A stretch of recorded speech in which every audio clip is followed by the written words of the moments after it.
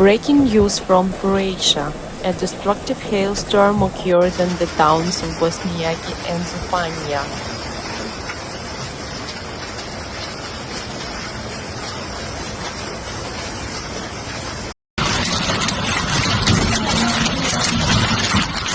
The hailstones were the size of tennis ball, causing significant damage.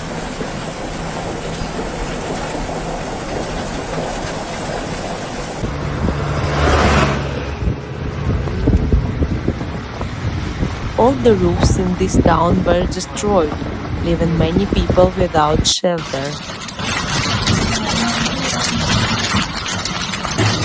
An unimaginable number of vehicles were damaged, leaving the chaos on the roads.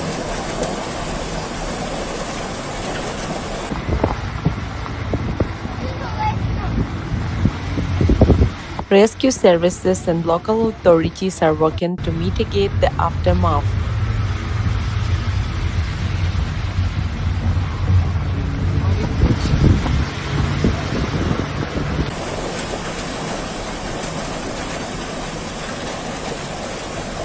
Provide aid to those affected and restoring infrastructure.